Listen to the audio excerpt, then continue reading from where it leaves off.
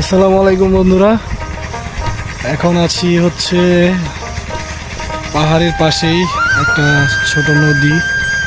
ওই পাশে হচ্ছে ইন্ডিয়া, আর ওই পাশে হচ্ছে বাংলাদেশ। হ্যাঁ, আর এখানে হচ্ছে ছোট একটা নদী। চলুন আপনাদেরকে ভিউটা দেখাই।